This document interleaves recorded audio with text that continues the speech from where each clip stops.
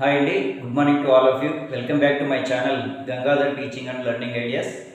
మరి నా ఛానల్ నందు కంటెంట్ మీకు నచ్చినట్లయితే నా ఛానల్ను సబ్స్క్రైబ్ చేయండి. మరిన్ని వీడియోల కోసం బెల్ ఐకాన్ను క్లిక్ చేయండి మరియు మీ మిత్రులతో నా వీడియోలను షేర్ చేసుకుంటారని ఆశిస్తున్నాను. ఈరోజు మనం చెప్పుకోబోయే టాపిక్ ప్రొనౌన్. పార్ట్స్ ఆఫ్ స్పీచ్లో రెండవ టాపిక్ ప్రొనౌన్. మరి ప్రొనౌన్ అనగానేమి? ప్రొనౌన్ అనగా సర్వనామము.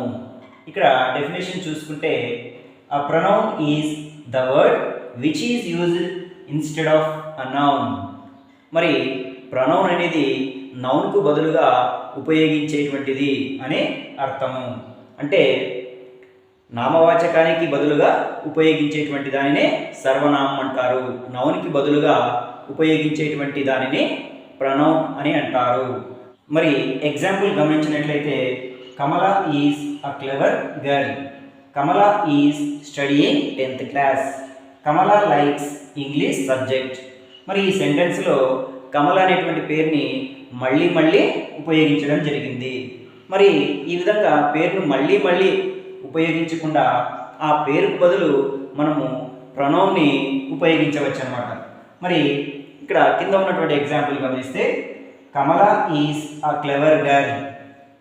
She is studying 10th class. She likes English subject. మరి ఇక్కడ ఈ ఎగ్జాంపుల్లో కమల అనేటువంటి పేరుని మళ్ళీ మళ్ళీ ఉపయోగించలేదు. మరి కమల అనేటువంటి పేరుని తెలపడానికి, కమల అనేటువంటి పేరుని రెఫర్ చేయడానికి ఇక్కడ ఒక వర్డ్ని ఉపయోగించడం జరిగింది. అదేంటంటే she. She is studying 10th class. Who is she in this sentence? Kamala. She refers to Kamala. She likes English subject. Who likes English subject? Kamala. So ఇక్కడ she అనేటువంటి వర్డ్ ఇక్కడ కమల అనేటువంటి నేమ్కి బదులుగా ఉపయోగించాము. కాబట్టి కమల అనేటువంటి నేమ్కి బదులుగా she అనేటువంటి వర్డ్ని మనం ఉపయోగించాము. కాబట్టి ఇక్కడ she అనేది ప్రొనౌన్ అవుతుంది, సర్వనామం అవుతుంది. నెక్స్ట్ ఎగ్జాంపుల్స్ గమనిస్తే my name is Shiva. I am a teacher. My name is Shiva. I am a teacher. Who is I in this sentence? I refers to Shiva. మరి ఇక్కడ ఈ సెంటెన్స్లో ఐ అనేది ఎవరంటే శివాని తెలియజేస్తుంది. అంటే శివ అనేటువంటి పేరుకు బదులుగా ఇక్కడ ఐ అనేటువంటి వర్డ్ని మనము ఉపయోగించాము. కాబట్టి ఇక్కడ ఐ అనేటువంటి వర్డ్ కూడా ప్రొనౌనే అవుతుంది. Next example the chair is red one. It is beautiful. It. మరి ఇట్ అనేటువంటి వర్డ్ దేన్ని రెఫర్ చేస్తుంది? అది. The chair is red one. Chair ఎరుపు రంగులో ఉంది, అది చాలా బ్యూటిఫుల్గా ఉంది. మరి అది అంటే ఏది? ఇక్కడ చైర్ని రెఫర్ చేస్తుంది. ఇట్ అనేది చైర్ని రెఫర్ చేస్తుంది. కాబట్టి ఇట్ అనేటువంటి వర్డ్ ప్రొనౌన్ని తెలియజేస్తుంది. Next example Ramesh and Vijay are friends. They are good friends. Who are they? Who are they in this sentence? They are Ramesh and Vijay. కాబట్టి దే అనేటువంటి వర్డ్ రమేష్ను విజయ్ను తెలుపుతుంది. అంటే ఇక్కడ రమేష్ విజయ్ అనేటువంటి పేర్లకు బదులుగా దే అనేటువంటి వర్డ్ని మనము ఉపయోగించాము. మరి దే అనేటువంటి వర్డ్ కూడా ప్రొనౌన్ అవుతుంది. ప్రొనౌన్ అనగా నౌన్ను ఒక సెంటెన్స్లో లేదా ఒక వాక్యంలో పేరును, నౌన్ను పదే పదే వినియోగించకుండా ఆ పేరుకు బదులుగా ఉపయోగించేటువంటి వర్డ్నే ప్రొనౌన్ అని అంటారు. Types of pronouns. We have 11 types of pronouns. There, first one personal pronoun, second one impersonal pronoun, third one possessive pronoun, fourth one demonstrative pronoun, fifth one reflexive pronoun, sixth one emphatic pronoun, seventh one interrogative pronoun, eighth one relative pronoun, ninth one indefinite pronoun, 10th one distributive pronoun and 11th one reciprocal pronoun. ఈ 11 types of pronouns గురించి మనము ఇప్పుడు డీటెయిల్గా తెలుసుకుందాం. First one is personal pronoun. Personal pronoun అనగానేమిటి? మరి the pronoun which is used instead of human names is called personal pronoun. మరి వాక్యాలలో మనుషుల పేర్లకు బదులుగా ఉపయోగించేటువంటి ప్రొనౌన్స్ని పర్సనల్ ప్రొనౌన్స్ అని అంటారు. అంటే ఇక్కడ మనం ఎగ్జాంపుల్స్ గమనిస్తే అందులో మనుషుల పేర్లకు బదులుగా ఏ పదాలు ఉపయోగించారో తెలుసుకోవచ్చు. First one is Ramu likes dance. He is a good dancer. మరి ఇందులో హీ అనేటువంటి వర్డ్ ఎవరిని తెలియజేస్తుంది? రాముని తెలియజేస్తుంది. కాబట్టి ఈ సెంటెన్స్లో హీ అనేటువంటిది పర్సనల్ ప్రొనౌన్ అవుతుంది. Second one, Sita is a clever girl. She studies well. మరి సీత చాలా తెలివైనటువంటి అమ్మాయి, ఆ అమ్మాయి బాగా చదువుతుంది. మరి ఇక్కడ సీత అనేటువంటి పేరు బదులు షీ అనేటువంటి వర్డ్ ఉపయోగించాము. మరి షీ అనేటువంటి వర్డ్ ఎవరిని తెలియజేస్తుంది? సీతానే రెఫర్ చేస్తుంది. కాబట్టి షీ అనేటువంటి వర్డ్ పర్సనల్ ప్రొనౌన్ అవుతుంది. పేరుకు బదులుగా, సీత అనేటువంటి పేరుకు బదులుగా మనము ఉపయోగించాము. Next third one, look here Suresh. Look here Suresh, you have to take rest. మరి ఇక్కడ సురేష్కి చెప్తున్నాం, look here Suresh, you have to take rest. మరి ఇక్కడ look here Suresh, you have to take rest అని ఎవరికి చెప్తున్నాము? యూ అంటే ఎవరు ఇక్కడ? సురేష్. సురేష్ని తెలియజేస్తుంది. కాబట్టి యూ అనేటువంటి వర్డ్ కూడా పర్సనల్ ప్రొనౌన్ అవుతుంది. Fourth example, the children played game so they tired. మరి ఇక్కడ పిల్లలు బాగా ఆడుకున్నారు కనుకనే వాళ్ళు అలసిపోయారు అనేటువంటి అర్థాన్ని ఇస్తుంది. The children played game so they tired. They అంటే ఎవరు ఇక్కడ? చిల్డ్రన్. చిల్డ్రన్ను రెఫర్ చేస్తుంది. కాబట్టి దే అనేటువంటి వర్డ్ కూడా ఇక్కడ పర్సనల్ ప్రొనౌన్ అవుతుంది. మరి పర్సనల్ ప్రొనౌన్ అనగా మనుషుల పేర్లకు బదులుగా ఉపయోగించేటువంటి సర్వనామాల్ని, ప్రొనౌన్స్ని పర్సనల్ ప్రొనౌన్స్ అని అంటారు. I, we, you, they, he, she అనేటువంటి ఈ పదాలన్నీ కూడా పర్సనల్ ప్రొనౌన్స్ అవుతాయి. వాటికి సంబంధించినటువంటి పదాలు మీ, అస్, యు, దెమ్, హిజ్, హర్ అనేటువంటి వర్డ్స్ కూడా పర్సనల్ ప్రొనౌన్ కిందే వస్తాయి. Second one is impersonal pronoun. What is impersonal pronoun? The pronoun which is used instead of non living things is called impersonal pronoun. మరి impersonal pronoun అనగా non living things అంటే నిర్జీవ వస్తువులకు సంబంధించిన పేర్లకు బదులుగా, నిర్జీవ వస్తువులకు సంబంధించినటువంటి పదాలకు బదులుగా మనము ఉపయోగించేటువంటి ప్రొనౌన్స్నే ఇంపర్సనల్ ప్రొనౌన్స్ అని అంటారు. మరి ఇక్కడ ఎగ్జాంపుల్స్ గమనిస్తే, the car is beautiful, it is red one. మరి ఇక్కడ ఇట్ అనేది దేన్ని తెలియజేస్తుంది? కార్ని తెలియజేస్తుంది. కాబట్టి కార్ అనేది non living thing. So non living థింగ్ని రెఫర్ చేసేటువంటి వర్డ్ ప్రొనౌన్ ఇట్. కాబట్టి ఇట్ అనేది impersonal pronoun. Next one, this is summer, it is hot now. మరి this is summer, it is hot now. ఇక్కడ ఇట్ అనేటువంటి word దేన్ని సూచిస్తుంది? సమ్మర్ని తెలియజేస్తుంది. కాబట్టి సమ్మర్ అనేది నాన్ లివింగ్ థింగ్. కాబట్టి ఇట్ అనేటువంటి సమ్మర్ని తెలియజేస్తుంది. కాబట్టి ఇట్ అనే ప్రొనౌన్ ఇంపర్సనల్ ప్రొనౌన్ అవుతుంది. Next one, it is raining now, it is raining now. మరి ఇట్ అనేటువంటి వర్డ్ ఇక్కడ దేన్ని తెలియజేస్తుంది? వర్షాన్ని తెలియజేస్తుంది, రైన్ తెలియజేస్తుంది.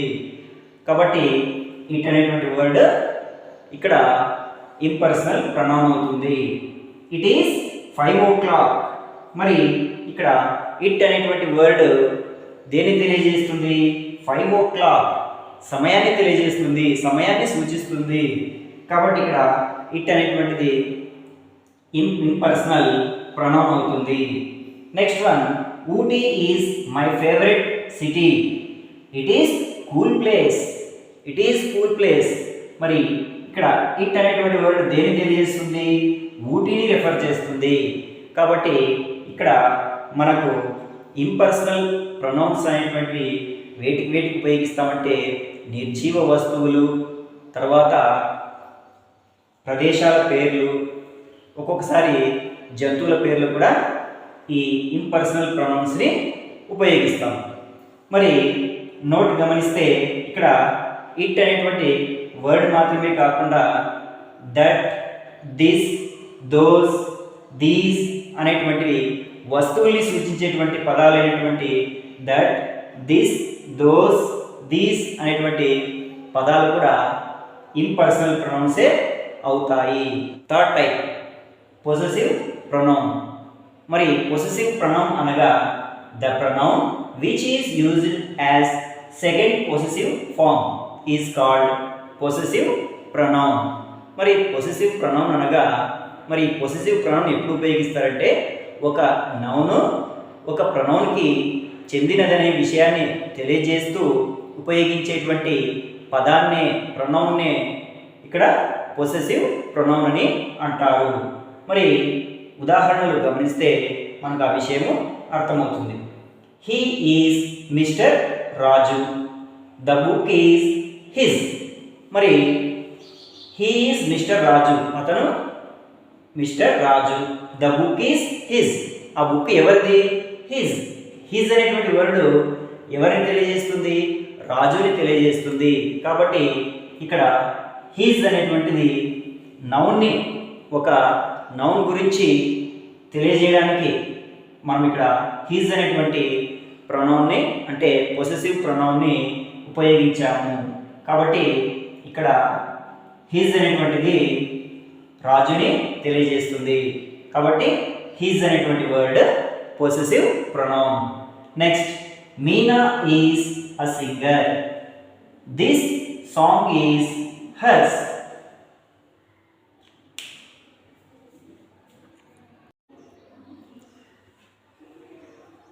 ఎగ్జాంపుల్స్ గమనించినట్లయితే హీ ఈజ్ మిస్టర్ రాజు.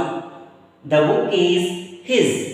మరి ఇక్కడ రాజు అనేటువంటి నౌన్కు చెందినది, బుక్ రాజు అనేటువంటి నౌన్కు చెందినది అని తెలియజేయడానికి ఇక్కడ హిజ్ అనేటువంటి ప్రొనౌన్ని ఉపయోగిస్తున్నాము. కాబట్టి ఇక్కడ హిజ్ అనేది రాజుకు చెందినటువంటి పుస్తకముని తెలియజేయడానికి ఉపయోగిస్తున్నాము. కాబట్టి హిజ్ అనేటువంటి ప్రొనౌన్ పొసెసివ్ ప్రొనౌన్ అవుతుంది.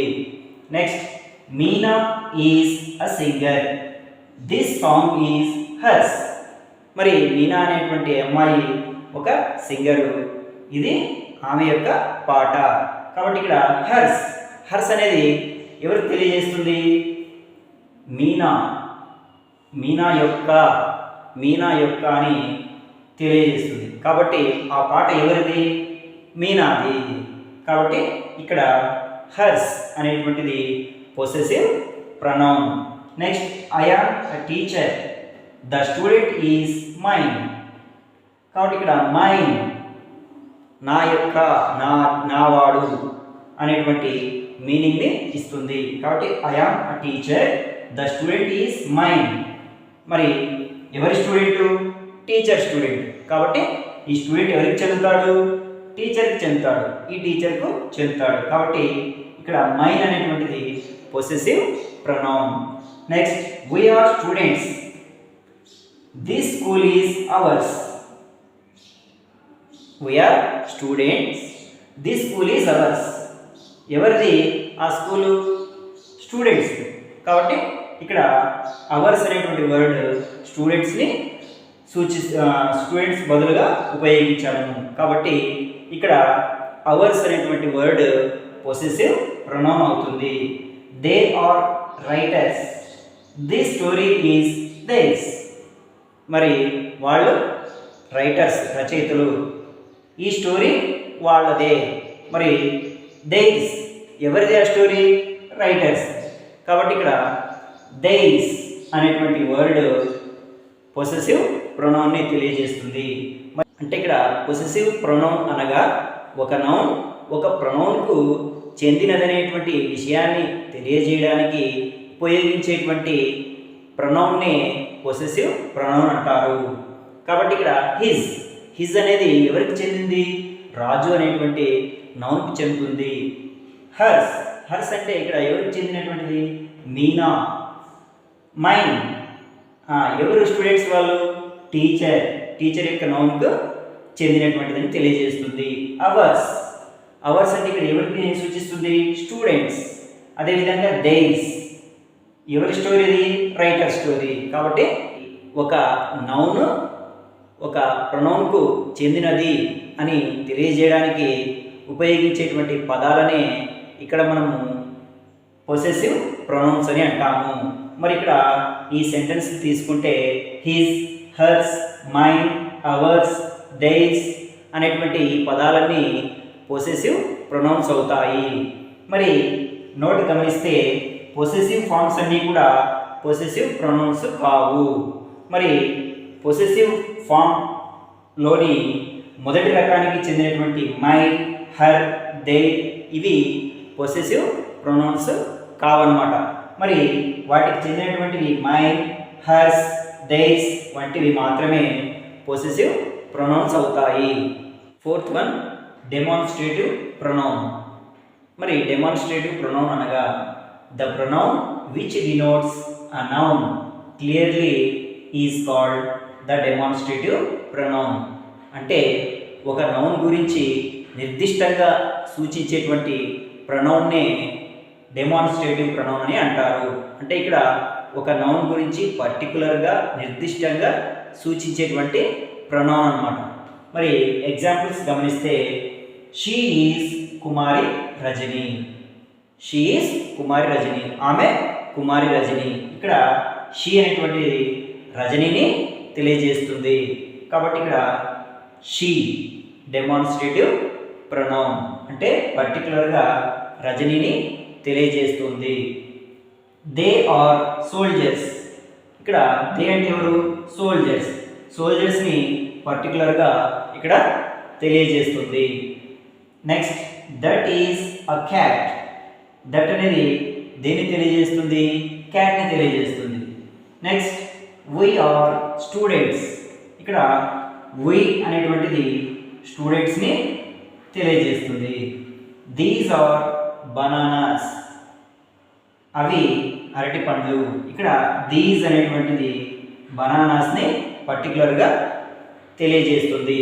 అంటే ఇక్కడ డెమాన్స్ట్రేటివ్ ప్రొనౌన్ అనగా ఒక నౌన్ గురించి నిర్దిష్టంగా తెలియజేసేటువంటి ప్రొనౌనే డెమాన్స్ట్రేటివ్ ప్రొనౌన్ అంటారు. మరి డెమాన్స్ట్రేటివ్ ప్రొనౌన్ అనేటువంటిది నౌను డెమాన్స్ట్రేటివ్ ప్రొనౌన్ రెండు ఒకే వాక్యంలో పక్కపక్కనే ఉండకుండా ఉంటాయన్నమాట. ఇక్కడ గమనిస్తే షీ అనేటువంటిది రజని అనేటువంటి నౌను ఇవి రెండు ఒకే వాక్యంలో ఉన్నాయి, పక్కపక్కనే లేవు అన్నమాట. ఇక్కడ కూడా దే అనేటువంటి ప్రనౌను సోల్జర్స్ అనేటువంటి నౌను ఒకే వాక్యంలో ఉన్నాయి కానీ పక్కపక్కన లేవు. That is a cat. ఇందులో కూడా దట్ అనేటువంటి ప్రనౌను క్యాట్ అనేటువంటి నౌను ఒకే వాక్యంలో ఉన్నాయి, పక్కపక్కనే లేవు. అదేవిధంగా స్టూడెంట్స్ అనేటువంటి నౌను వై అనేటువంటి ప్రనౌను ఒకే వాక్యంలో ఉన్నాయి కానీ పక్కపక్కనే లేవు. నెక్స్ట్ బనానాస్ అనేటువంటి నౌను దీస్ అనేటువంటి ప్రనౌను ఒకే వాక్యంలో ఉన్నాయి కానీ పక్కపక్కన లేవు. ఈ విధంగా నౌను ప్రొనౌను ఒకే వాక్యంలో ఉంటూ ఇక్కడ ఈ ప్రొనౌను నౌన్ని నిర్దిష్టంగా సూచిస్తే అక్కడ ఈ ప్రొనౌన్ని డెమాన్స్ట్రేటివ్ ప్రొనౌన్ అని అంటారు. డెమాన్స్ట్రేటివ్ ప్రొనౌన్ ఎల్లప్పుడూ దాని సంబంధిత నౌన్కి పక్కన ఉండదు. దట్, దిస్, దీస్ వంటి వర్డ్స్ నౌన్కి ముందు ఉంటే అవి ప్రొనౌన్స్ కావు. మరియు ఇవే పదాలు నౌన్కి దూరంగా ఉండి పై వాక్యాలలో వలె నౌన్ని స్పష్టంగా సూచిస్తే ఇవి డెమాన్స్ట్రేటివ్ ప్రొనౌన్స్ అవుతాయి. డెమాన్స్ట్రేటివ్ ప్రొనౌన్ వాక్యంలో ఉంటే అది ఖచ్చితంగా నౌన్ కంటే ముందుగాను నౌన్కి దూరంగాను ఉండాలి. మరియు వాక్యంలో నెక్స్ట్ నౌన్ ఫిఫ్త్ వన్ ఖచ్చితంగా రిఫ్లెక్సివ్ ఉండాలి. Pronoun. What is reflexive pronoun? In a sentence, if the pronoun is both the doer and the receiver of an action, is called reflexive pronoun. అంటే ఏదైనా ఒక వాక్యంలో ఒక పనిని చేసేది మరియు ఆ పని యొక్క ఫలితాన్ని అనుభవించేది ప్రొనౌనే అయితే, ఒక్కరే అయితే మరి అటువంటి ప్రొనౌన్ని రిఫ్లెక్సివ్ ప్రొనౌన్ అంటారు. అంటే ఇక్కడ ఒక పనిని చేసేది ఆ పని యొక్క ఫలితాన్ని అనుభవించేది ప్రొనౌనే అయితే మరి అటువంటి ప్రొనౌన్స్ని రిఫ్లెక్సివ్ ప్రొనౌన్స్ అని అంటారు. మరి ఎగ్జాంపుల్స్ గమనిస్తే రాజు బీట్ హిమ్సెల్ఫ్. రాజు బీట్ హిమ్సెల్ఫ్. రాజు తనను తానే కొట్టుకున్నాడు. హిమ్సెల్ఫ్ అతనికి అతనే కొట్టుకున్నాడు. కాబట్టి ఇక్కడ హిమ్సెల్ఫ్ అనేటువంటిది రిఫ్లెక్సివ్ ప్రొనౌన్. ఇక్కడ కొట్టుకున్నది అతనే, దెబ్బలు తిన్నది అతనే. కాబట్టి ఇక్కడ హిమ్సెల్ఫ్ అనేది రిఫ్లెక్సివ్ ప్రొనౌన్ అవుతుంది. Next she praised herself. ఆమె తనకు తానే పొగుడుకున్నది. అంటే ఇక్కడ ఆమెకు ఆమె పొగుడుకున్నది. ఇక్కడ herself, she praised herself అంటే ఇక్కడ ఆమె గురించి ఆమెకు ఆమె పొగుడుకున్నది అనేటువంటి అర్థాన్ని ఇస్తుంది. కాబట్టి ఇక్కడ పొగిడినది ఆమె, పొగుడుకున్నది కూడా తన గురించే. కాబట్టి ఇక్కడ హర్ సెల్ఫ్ అనేటువంటిది రిఫ్లెక్సివ్ ప్రొనౌన్ అవుతుంది. ఆమెకు ఆమె అనే అర్థాన్ని ఇస్తుంది. Next they played themselves. They played themselves. వారికి వారే ఆడుకున్నారు. ఇక్కడ దెమ్సెల్వ్స్ అనేటువంటిది రిఫ్లెక్సివ్ ప్రొనౌన్ అవుతుంది. Next the thief shot himself. దొంగ అతనే కాల్చుకున్నాడు లేదా పేల్చుకున్నాడు. ఇక్కడ హిమ్సెల్ఫ్ అనేటువంటిది ఇక్కడ రిఫ్లెక్సివ్ ప్రొనౌన్ అవుతుంది. హిమ్సెల్ఫ్ అనేటువంటిది థీఫ్ని సూచిస్తుంది. అతనే హిమ్ అనేటువంటిది ప్రొనౌన్. హిమ్సెల్ఫ్ అనేటువంటిది రిఫ్లెక్సివ్ ప్రొనౌన్ అవుతుంది. అతనే అంటే ఇక్కడ కాల్చినది అతనే, ఆ దెబ్బ తగిలినది కూడా అతనికే. Next I hit my self. నన్ను నేనే కొట్టుకున్నాను. ఇక్కడ హిట్ చేసినది అతనే, ఆ దెబ్బ తిన్నది కూడా అతనే. కాబట్టి ఇక్కడ మై సెల్ఫ్ అనేటువంటి వర్డ్ కూడా రిఫ్లెక్సివ్ ప్రొనౌన్ అవుతుంది. రిఫ్లెక్సివ్ ప్రొనౌన్ ఎల్లప్పుడూ వర్బ్ తర్వాత అనగా వాక్యం యొక్క ఆబ్జెక్ట్ స్థానంలో ఉంటుంది. మరియు రిఫ్లెక్సివ్ ప్రొనౌన్ వాక్యంలో ఉపయోగించబడినప్పుడు ఆ వాక్యంలో వేరొక ఆబ్జెక్టు ఉండదు, అనగా డైరెక్ట్ ఆబ్జెక్టు ఉండదు. కొన్ని సందర్భాలలో ఇండైరెక్ట్ ఆబ్జెక్టు ఉండవచ్చు లేదా ఉండకపోవచ్చు. What is emphatic pronoun? If the reflexive pronoun is used to emphasize, it is called emphatic pronoun. అంటే ఇక్కడ ఒక పనిని సబ్జెక్ట్ స్వయంగా చేస్తుందని తెలియజేయడానికి, అంటే ఒక వ్యక్తి తనకు తానుగా ఆ పని చేస్తున్నాడు అనేటువంటి అర్థం ఇవ్వడం కోసము రిఫ్లెక్సివ్ ప్రొనౌన్ని ఆబ్జెక్ట్తో పాటుగా ఉపయోగిస్తాం. ఆ విధంగా ఉపయోగించేటువంటి ప్రొనౌన్నే ఇక్కడ ఎంఫాటిక్ ప్రొనౌన్ అని అంటారు. మరి ఎగ్జాంపుల్స్ గమనిస్తే she sang the song herself. She sang the song herself. ఇక్కడ herself అనేది ఎంఫాటిక్ ప్రొనౌన్ అవుతుంది. he himself did the work. ఇక్కడ హిమ్సెల్ఫ్ తనకు తానే ఆ వర్క్ పూర్తి చేశాడు. The cat itself jumped into the wall. మరి ఇక్కడ ఇట్ సెల్ఫ్ అనేటువంటిది ఎంఫాటిక్ ప్రొనౌన్ అవుతుంది. They themselves donated their blood. ఇక్కడ themselves అనేటువంటిది ఎంఫాటిక్ ప్రొనౌన్ అవుతుంది. You yourself committed the sin. నీకు నీవుగా పాపం చేశావు అంటే ఇక్కడ యువర్ సెల్ఫ్ అనేది ఎంఫాటిక్ ప్రొనౌన్ అవుతుంది.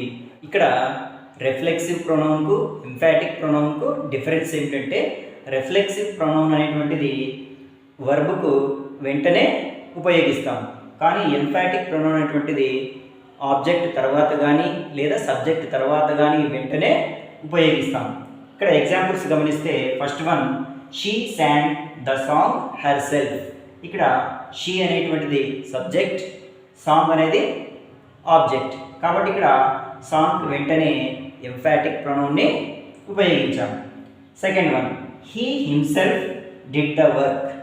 ఇక్కడ హీ అనేది సబ్జెక్ట్, వర్క్ అనేది ఆబ్జెక్ట్, మరి సబ్జెక్ట్ వెంటనే ఇక్కడ హిమ్సెల్ఫ్ అనేటువంటిది ఎంఫాటిక్ ప్రొనౌన్ని ఉపయోగించాం. Third one, the cat itself jumped into the wall. ఇక్కడ క్యాట్ అనేది సబ్జెక్ట్, వెల్ అనేటువంటిది object. The cat itself jumped into the well. మరి ఇక్కడ క్యాట్ అనేటువంటిది సబ్జెక్ట్ అవుతుంది, సబ్జెక్ట్ వెంటనే ఇట్ సెల్ఫ్ అనేటువంటి ఎంఫాటిక్ ప్రొనౌన్ వచ్చింది.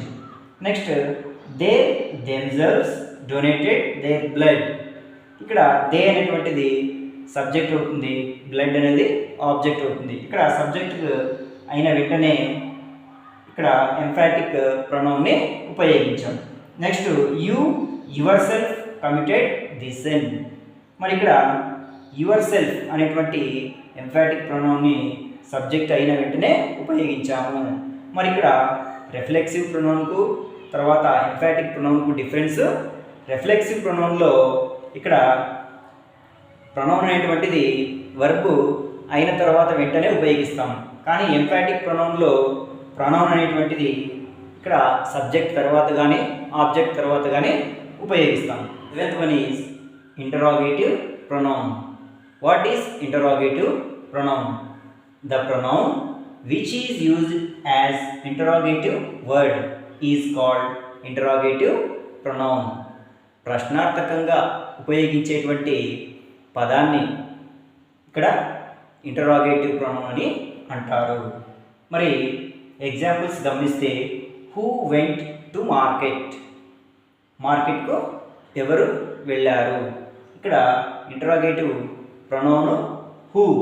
హూ అనేటువంటిది ఎవరు వెళ్ళారో కనుక్కోవడానికి, ఇంటరాగేట్ చేయడానికి ఈ ఇంటరాగేటివ్ ప్రొనౌన్ ఉపయోగిస్తారు. Second one, whom do you want. Whom do you want, నీవు ఎవరిని కోరుకుంటున్నావు, ఎవరిని కోరుతున్నావు, ఎవరు కావాలి అనేటువంటి అర్థాన్ని కలిగి ఉంటుంది. ఇక్కడ హూమ్ అనేటువంటిది ఇంటరాగేటివ్ ప్రొనౌన్ అవుతుంది. వాట్ డిడ్ హీ టేక్, అతడు ఏమి తీసుకున్నాడు. ఇక్కడ వాట్ అనేటువంటిది ఇంటరాగేటివ్, ఏమి తీసుకున్నాడో కనుక్కోవడానికి ఇక్కడ వర్డ్ ఇంటరాగేటివ్ ప్రొనౌన్ అనేటువంటిది మనం ఇంటరాగేట్ చేస్తున్నాం. వాట్ అనేటువంటిది ఇంటరాగేటివ్ ప్రొనౌన్ అవుతుంది. Next, which is your mother tongue. నీ మాతృభాష ఏది అని మనము అతని నుంచి ఆన్సర్ని సేకరించడం కోసం మనం ఇంటరాగేట్ చేస్తున్నాం. Which is your mother tongue. Which అనేటువంటిది ఇక్కడ ఇంటరాగేటివ్ ప్రొనౌన్ అవుతుంది. నెక్స్ట్, హూ ఈజ్ మిస్టర్ రాజు. రాజు అనేటువంటి వాళ్ళు ఎవరు. హూ ఈజ్ మిస్టర్ రాజు, ఎవరు రాజు అంటే అనే అర్థాన్ని కలిగి ఉంది ఈ వాక్యం. కాబట్టి ఇక్కడ హూ అనేటువంటిది interrogative pronoun. What is your name. నీ పేరు ఏమిటి. ఇక్కడ వాట్ అనేటువంటిది ఇంటరాగేటివ్ ప్రొనౌన్ అవుతుంది. ఈ విధంగా ఇంటరాగేటివ్ ప్రొనౌన్ అంటే ఏమిటి, ప్రశ్నార్థకంగా ఉపయోగపడేటువంటి పదాన్ని, the pronoun which is used as interrogative word, ప్రశ్నార్థక పదంగా ఉపయోగపడేటువంటి ప్రొనౌన్నే ఇంటరాగేటివ్ ప్రొనౌన్ అని అంటారు. మరి ఈ వాక్యాల్లో who, whom, what, which, who, what ఇవన్నీ ఇంటరాగేటివ్ ప్రొనౌన్స్ అవుతాయి. ఇంటరాగేటివ్ ప్రొనౌన్ ఎల్లప్పుడూ నౌన్తో కలిసి ఉండదు. ఇది నౌన్ గురించి ప్రశ్నించడానికి ఉపయోగపడుతుంది. హూజ్ అనున్నది నౌన్తోనే కలిసి ఉంటున్నందున హౌ, వెన్ మరియు వేర్ అనున్నవి నౌన్ను తెలియజేయనందువలన ఇవన్నీ ప్రొనౌన్స్ కావు. అదేవిధంగా విచ్ అనున్నది నౌన్కి ముందు ఉపయోగించబడినప్పుడు అది ప్రొనౌన్ కాదు. What is relative pronoun? The pronoun which is used to combine two clauses is called relative pronoun. అంటే ఇక్కడ రెండు క్లాజులను కలిపేటువంటి ప్రొనౌన్ని రిలేటివ్ ప్రొనౌన్ అని అంటారు. The pronoun which is used to combine two clauses అంటే రెండు క్లాజులను కలిపేటువంటి ప్రొనౌన్నే ఇక్కడ రిలేటివ్ ప్రొనౌన్ అని అంటారు. అంటే ఇక్కడ ఆ రెండు క్లాజులు ఒకదానికి ఒకటి మధ్యలో గల సంబంధాన్ని తెలుపుతూ ఆ రెండు క్లాజులను కలిపేటువంటి ప్రొనౌన్నే ఇక్కడ రిలేటివ్ ప్రొనౌన్ అని అంటారు. అంటే ఇక్కడ రెండు క్లాజులకు మధ్య సంబంధము ఉంటుంది. మరి అటువంటి రెండు క్లాజులను కలిపేటువంటి వర్డ్నే ప్రొనౌన్నే రిలేటివ్ ప్రొనౌన్ అని అంటారు. మరి ఎగ్జాంపుల్స్ గమనించినట్లయితే మనకు రిలేటివ్ ప్రొనౌన్ గురించి సులభంగా అర్థమవుతుంది. First one, I met Prabhas who is a famous actor. ఇక్కడ ఐ మెట్ ప్రభాస్ అనేటువంటిది ఒక clause, is a famous actor అనేటువంటిది రెండవ క్లాజు. మరి ఈ రెండింటి క్లాజుల మధ్య ఉన్నటువంటి సంబంధం ఏమి?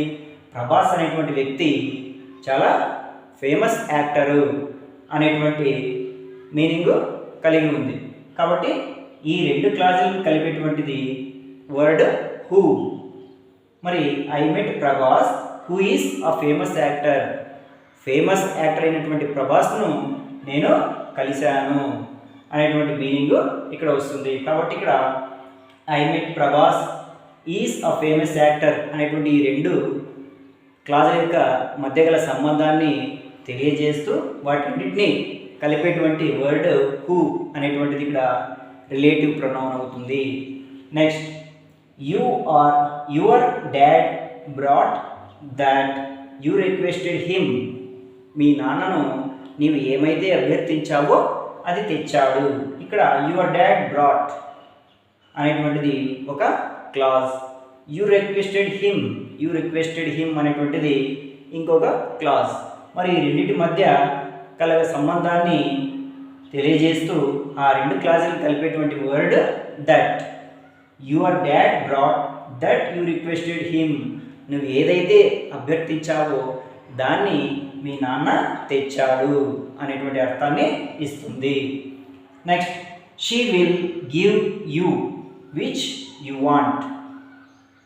ఇక్కడ షీ విల్ గివ్ యూ అనేటువంటిది ఒక క్లాజ్, యు వాంట్ అనేటువంటిది ఒక క్లాజ్. మరి ఇక్కడ విచ్ అనేటువంటి వర్డ్ లేకపోతే ఈ రెండు క్లాజులకు ఎటువంటి అర్థము ఉండదు. కాబట్టి వీటన్నిటి మధ్య గల సంబంధాన్ని మనకు తెలియజేస్తూ ఆ రెండు క్లాజులను కలిపేటువంటి ఈ వర్డ్నే రిలేటివ్ ప్రొనౌన్ అంటారు. Next, tell me the matter what you have know. Tell me the matter what you have know. నీకు ఏమైతే తెలుసో ఆ విషయాన్ని నాకు తెలియజేయి అనేటువంటి మీనింగ్ని ఇక్కడ ఇస్తుంది. ఇక్కడ టెల్ మీ ద మ్యాటర్ అనేది ఒక క్లాస్, యూ హ్యావ్ నో అనేటువంటిది ఒక క్లాస్. ఈ రెండు క్లాజులను కలిపేటువంటి వర్డ్ రిలేటివ్ ప్రొనౌన్. వాట్ అనేటువంటిది రిలేటివ్ ప్రొనౌన్ అవుతుంది. Next one, the person whom you called came. The person whom you called came. నువ్వు ఎవరినైతే పిలిచావో అతను వచ్చాడు అనేటువంటి మీనింగ్ ఈ సెంటెన్స్ ఇస్తుంది. మరి ఇందులోన ద పర్సన్ అనేటువంటిది ఒక క్లాజ్ అవుతుంది. యూ కాల్డ్ కేమ్ అనేటువంటిది ఒక క్లాజ్ అవుతుంది. మరి ఈ రెండు క్లాజులను కలిపేటువంటి వర్డ్ రిలేటివ్ ప్రొనౌన్ అవుతుంది. రిలేటివ్ ప్రొనౌన్గా ఇంటరాగేటివ్ ప్రొనౌన్లనే ఉపయోగిస్తారు. కానీ వాటి ఉపయోగంలో వైవిధ్యం కనిపిస్తుంది. కానీ దట్, దిస్ వంటి మరికొన్ని ప్రొనౌన్లను రిలేటివ్ ప్రొనౌన్స్గానే ఉపయోగిస్తారు. ఇవి ఇంటరాగేటివ్ ప్రొనౌన్గా ఉపయోగపడవు. What is indefinite pronoun? The pronoun which states noun indefinitely is called indefinite pronoun. అంటే ఒక నౌన్ గురించి స్పష్టంగా నిర్దిష్టంగా తెలియజేయకుండా ఆ నౌన్ గురించి అస్పష్టంగా తెలియజేసేటువంటి ప్రొనౌన్ను ఇండెఫినిట్ ప్రొనౌన్ అని అంటారు. మరి ఇక్కడ ఒక ఎక్స్ప్లెనేషన్ గమనిస్తే ఇండెఫినైట్ ప్రొనౌన్ అనేటువంటిది, ఇక్కడ ప్రొనౌన్ అనేటువంటిది ఒక స్పష్టమైన వస్తువును లేదా వ్యక్తిని అంటూ నిర్దిష్టంగా తెలియజేయదు. ఇది ఎవరో ఒకరు ఏదో ఒకటి అంటూ నౌన్కు అస్పష్టతను కలుగజేస్తుంది, అంటే అస్పష్టమైనటువంటి అర్థాన్ని ఇస్తుంది. మరి ఎగ్జాంపుల్స్ గమనిస్తే one should respect one's elders. ఏ ఒక్కరు తమరి పెద్దల్ని గౌరవించాలి. ఒకరు తమ పెద్దల్ని గౌరవించాలి. ఇక్కడ ఎవరు గౌరవించాలి అంటే స్పష్టత లేదు. కాబట్టి ఇక్కడ one. Next one must not praise oneself. ఇక్కడ one must not praise one self.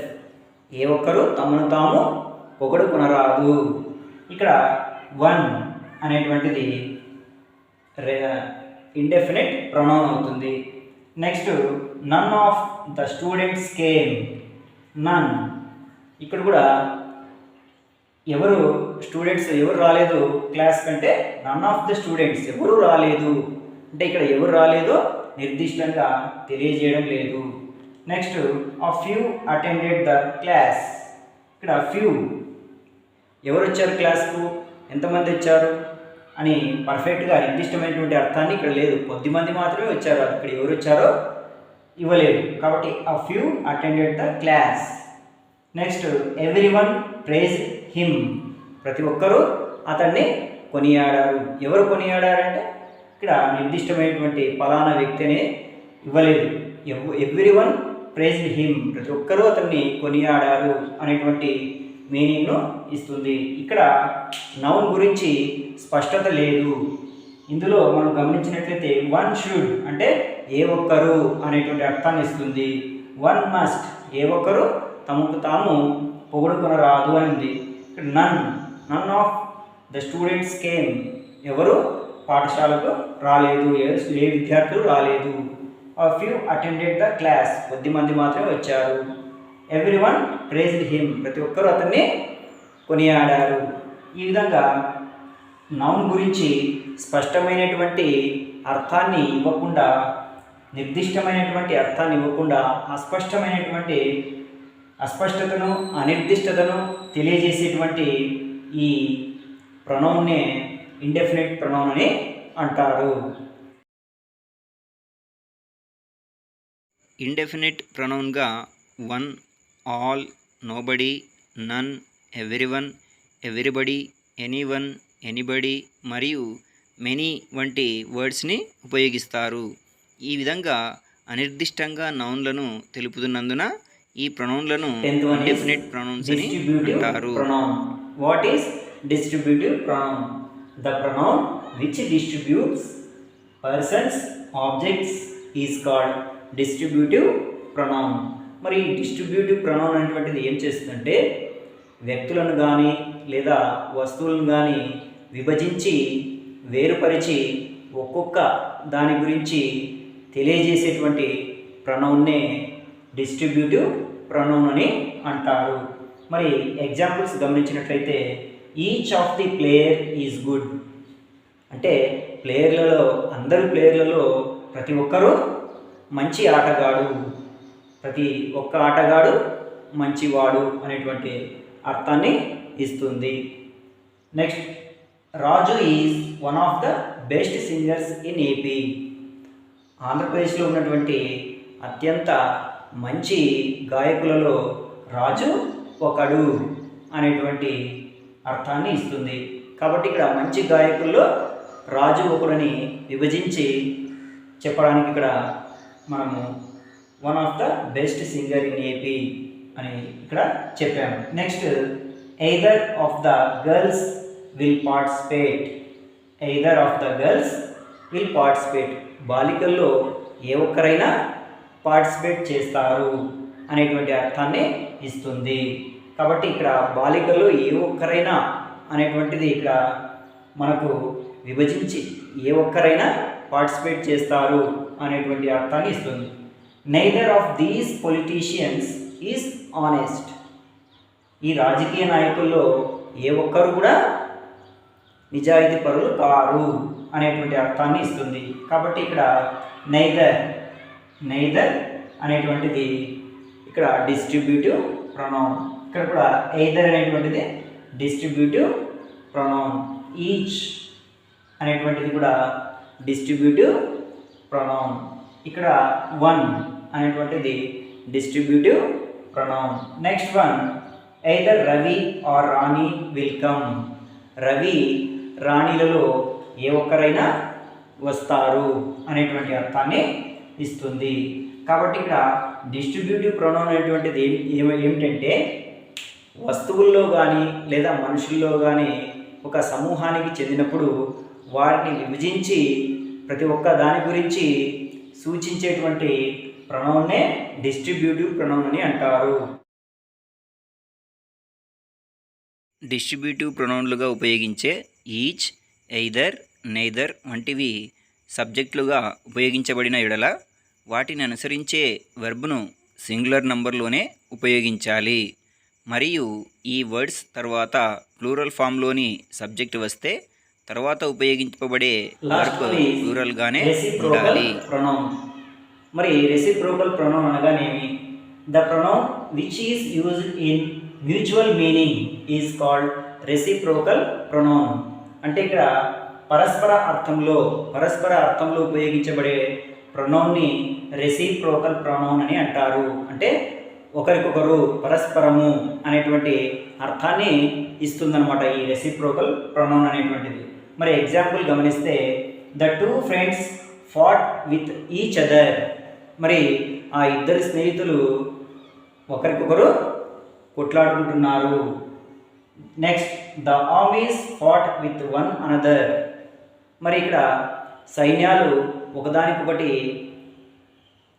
యుద్ధాలు చేస్తున్నాయి, కొట్లాడుకుంటున్నాయి అనేటువంటి అర్థాన్ని ఇస్తుంది. ఇక్కడ ఈచ్ అదర్, వన్ అనదర్ అంటే వాటి మధ్య గల పరస్పర సంబంధాన్ని తెలియజేసేటువంటి ఇక్కడ ఈచ్ అదర్, వన్ అనదర్ అనేటువంటి ఈ ప్రొనౌన్స్ రెసిప్రోకల్ ప్రొనౌన్స్ అవుతాయి. ఇవి పరస్పరం అనేటువంటి అర్థాన్ని ఇస్తాయి. అంటే ఇక్కడ ఇద్దరు ఫ్రెండ్స్ పరస్పరం కొట్లాడుకుంటున్నారు. ఇక్కడ రెండు ఆర్మీస్ పరస్పరం కొట్లాడుకుంటున్నాయి, యుద్ధం చేస్తున్నాయి అనేటువంటి అర్థాన్ని ఇస్తున్నాయి. కాబట్టి ఈ విధంగా పరస్పరం అనేటువంటి అర్థంలో ఉపయోగించబడినటువంటి ఈ ప్రొనౌన్స్నే రెసిప్రోకల్ ప్రొనౌన్స్ అని అంటారు. కాబట్టి ఇక్కడ ఈచ్ అదర్, వన్ అనదర్ అనేటువంటి ఈ వర్డ్స్, ఈ ప్రొనౌన్స్ రెసిప్రోకల్ ప్రొనౌన్స్ అవుతాయి. రెసిప్రోకల్ ప్రొనౌన్గా ఉపయోగించే ఈచ్ అదర్ను ఇద్దరు వ్యక్తులు లేదా రెండు వస్తువుల పరస్పరతను గురించి, మరియు వన్ అనదర్ను ఇద్దరికంటే ఎక్కువ వ్యక్తుల లేదా జంతువుల లేదా వస్తువుల మొదలైన వాటి యొక్క పరస్పరతను గురించి తెలపడానికి ఉపయోగిస్తారు. అనగా ఈచ్ అదర్ను ఇద్దరిని గురించి లేదా రెండిటిని గురించి, వన్ అనదర్ను ఎక్కువ వాటిని గురించి తెలపడానికి ఉపయోగిస్తారు.